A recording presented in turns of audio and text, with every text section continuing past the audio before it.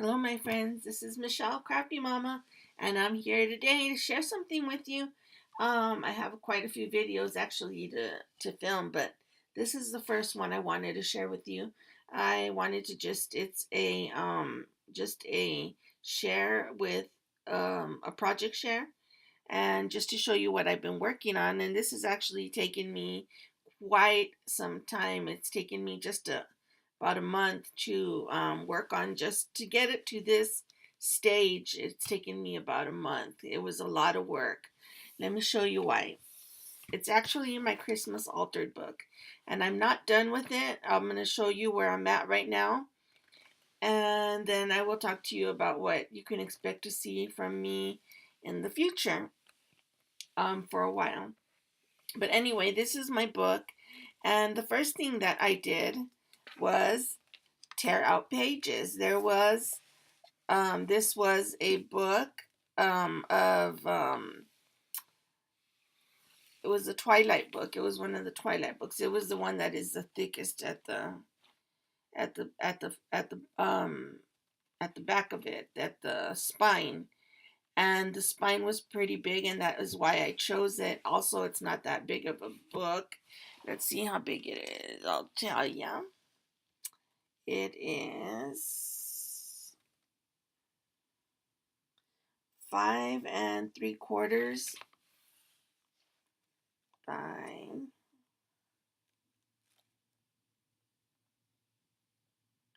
by 8 1/2. So about 5 1/2 by 8 1/2, something like that. And it is, I like I said, I tore out pages from in here. I didn't tear out the first page because I wanted to use it. It's nice and thick and heavy. Plus it looks really nice here, and it holds the book together. Not the whole book, but it does hold it together. And then after I did that, I tore out every few pages. I did I saved 2 and then I tore out 10. Then I saved 2 and I tore out 10. And then when I was done, I wanted 17 pages, 16 to make 31 pages, and one just in case something went wrong or I needed it or whatever. So I went ahead and saved it, and I'm gonna use it. And and anyway, and once I did that, then I glued the pages together. And what I did is I glued them, not all of the pages, but 2 pages at a time. I glued together. I put the glue like this and like this, and then that will make a, oops, got some saliva there, sorry about that. And in here in the middle we'll make a pocket in between, and I'll show you. I'll explain the paint in just a little bit. But on the end, I glued them together right here and right here. Some of them, not all of them. Some of them I glued like this and like this, and that'll make a pocket on the top. But most of them I made this glue like this, or I just closed the whole page all together, like on this one. This one is just one whole. It's 2 pages together, but I glued them together, and it won't. I think, I'm not sure if this one. Maybe this one is a pocket. I don't remember. No, it's not. It's just one whole page together. So once I did all that, I did that, and I did the pages, glued them the way that I wanted them. Then I had to paint, because sometimes, like, not right here, it doesn't show too much because I got it down to the bottom pretty much. But like on these pages over here, there's this page, the 2 last pages, you can see that you can't really tell because I painted, but you could tell that there was like some left in there, some paper left in there, jammed in there from that didn't come out when I tore the pages out. Some of it stayed in there. So we were to paint down the middle right here, and that would take care of that, so that whenever I make the pages, because what's going to happen is I'm going to be putting pages on it. Well, I'll explain in a minute. So, but this is so that it wouldn't show, so that won't show, and it won't be when I actually finish the book. This will not be noticeable. So I painted here and all the way around like that, and it's not really nice painted or anything. It's just covered completely, And that is so that when, and this last one is, I think, let me show you. This one, I think, is a top. Nope, it's just one whole page too, I think. I'm not sure. But this last one is a page like that too. It's a pocket. So anyway, that's what I did. I painted all around, and that is so that when I place the paper on here, if it's too small or too big, or I mean too small, or whatever, it'll show the red background in the back, and it won't be all ugly. Although I should be able to. I'm not sure yet if I want to make the pages to cover the whole thing, or just to cover parts of it, just to leave like an outline in the background. I'm not sure which way I'm gonna go yet. Haven't decided. But anyway, and then my next thing to do after this, see, I saved the last page too. And then after I did that, after I painted, and this took a while because of course you have to wait for each page to dry. I learned that the hard way. I had started another book, which is why it took me so long. And I didn't wait for the pages to dry. I was just going around like that, and then slipping it on top of each other like that, painting it all around, putting it on top of each other, playing it around. And who would have known that I should have known that I should have let the pages dry first. So what I did in this book, I had to find a whole new book, tear out all the pages, not all the pages, but a lot of pages. I must have tore out about 600 pages because this book had a lot of pages. But that's what I wanted because I wanted the thicker spine.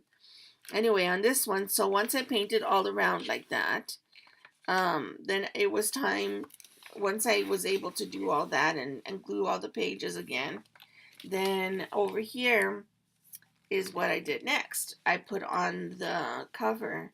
The cover is some fabric that I purchased at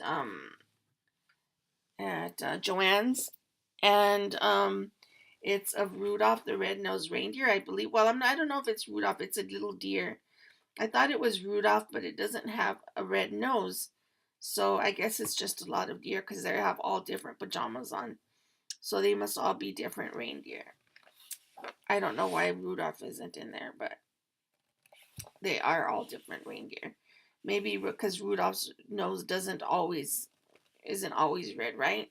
It just gets red in the cold. I think that's how the story goes. Anyway, so I did that, and that was kind of difficult. It wasn't too bad. It was more difficult in my mind because I had it set in my mind that it was going to be hard, and it wasn't that hard. I just got the paper that was so big. I got the fabric that was, just a little bit bigger than this. I thinned out the sides, and then I did this side first. I did it like this. I did this way over, and this way over, and then I did this way over. And now over here in this part, this was the harder part because the way that I had been taught, you were supposed to put the fabric behind the book, that there should be like room. If you pulled it forward like this, there should be room back there to put it, but mine didn't have that. Mine was just all the way back to the book. There was no way to push it in there. So I just glued it to the top right here a little bit. I glued it all the way to the side. I cut it as short as I could, and then I just let it lay on top right there. If you can see that, I'll put it close. See if you can see that. Yeah, there you go. So it's not perfect. The other side is the same. It's not perfect, but I'm okay with that. So you can see on that one too. And the corners, I just cut the corners a little bit, made them a little thinner. I cut the corner like that sideways. That way I could bend over the page and put the covers like that. So it came out pretty good. I don't think that it was that bad. Then I cut the paper like this. I should have cut it a little bigger, but I wanted this to show a little bit around the side. But I put this one on wrong. This one is the back, I think, because the back came out good. So this one is the back because it came up. It looks like it tore. Well, I'm going to have to glue that back together. I don't know why it tore. That's really weird. I didn't even put glue there. Or maybe I did. Anyway, I thought it was really good here. But there's an imperfection there now, which is not a big deal, no big deal. And then on this side is with the other side, and this side I put on a little crooked. You can tell it's going that way a little bit, but like I said, it's not perfect. It is a homemade book, so I'm not going to worry too much about it. I just want to go ahead, and now I can start. The next step is to start covering the pages. So I'm going to start covering the pages. I'm going to start, what I'm going to do is I'm going to pick out some Christmas paper, and I'll cut it out to size, either to cover the whole page right here, or to cover almost all of it, just to leave a little bit peeking. I'm not sure which one I'm going to do yet. As a matter of fact, if you have an opinion on that, let me know what you think and leave it in the comments, because I would like to know what your opinion is. If I should cover the whole thing all the way to the top here, or if I should leave a little bit of the red peeking through. I don't know which one to do. So give me your opinion, and however many opinions I get saying that to do that, that's what I'll do probably, if I get them in time, because I want to start doing this pretty soon. But I'm going to try to get your opinions first and see what you all say. So leave me an opinion quickly. Okay. Anyway, so that's what the next step is. And that's it. So that's what I'm every few days I should have one or two or three maybe pages decorated. I'm gonna have, because what you do is you decorate the page first before you put it in here.